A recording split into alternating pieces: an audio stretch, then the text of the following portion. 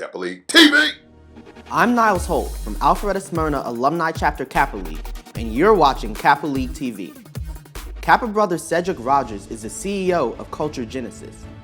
He's also an entrepreneur who's developed several apps and works with young people to educate them about technology. I caught up with him recently to hear more about it.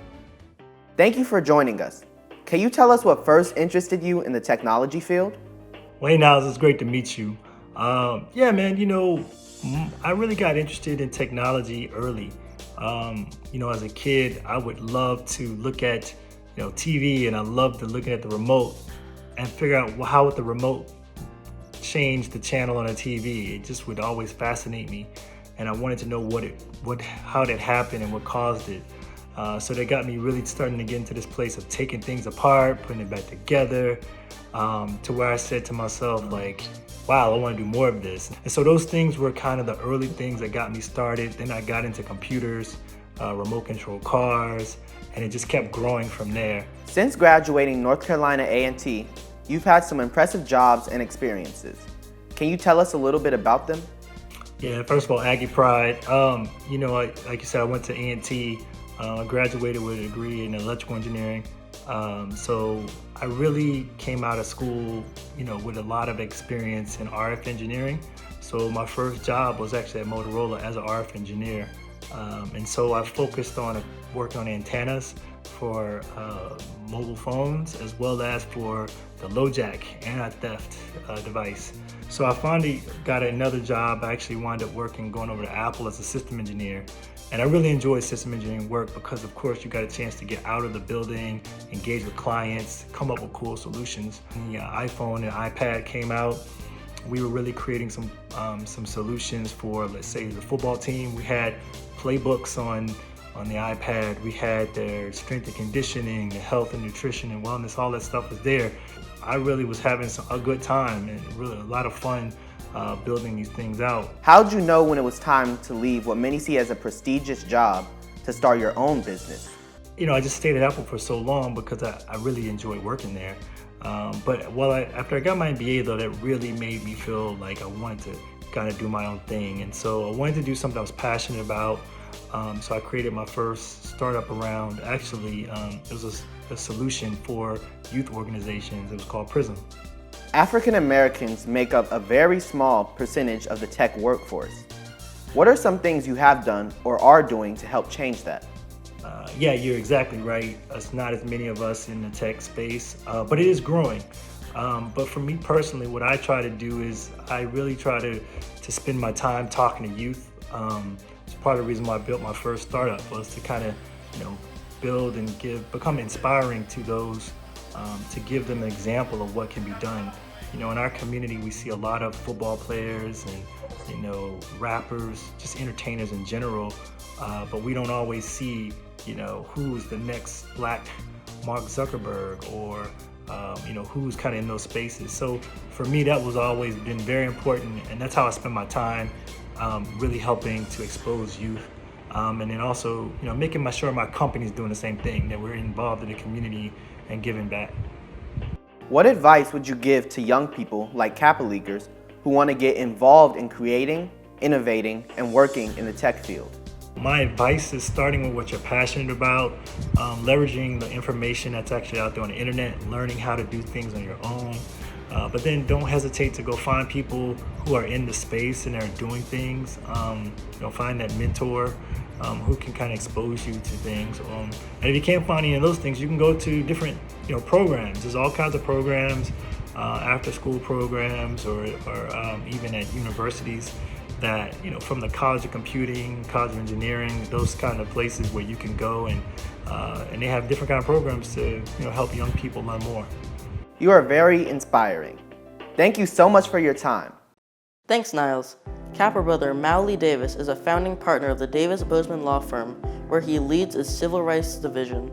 He's also a noted activist who works in grassroots efforts to uplift African Americans. Our Luke Williams recently had a chance to talk to him. Thanks, Josh. Thank you for joining us, Attorney Davis. Tell us about some of the work you have done in respect to social justice and civil rights issues. So we handle cases that involve police using excessive force which is commonly known as police brutality, or they arrest someone when they shouldn't, which is commonly known as a false arrest or false imprisonment. And so we have represented families who have had loved ones killed during police encounters. We've represented families who have had loved ones die in custody because they were arrested and weren't treated well. You've been involved in some noted cases, one including Messiah Young. Can you tell us about it? Yeah, Messiah Young, originally from Chicago, is a rising senior at Morehouse College.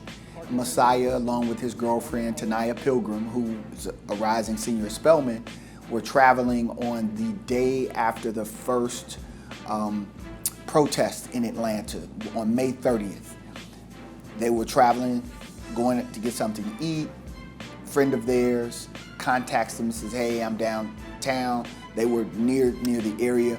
He came over, wanted to try to get in the car with him and get a ride back to campus.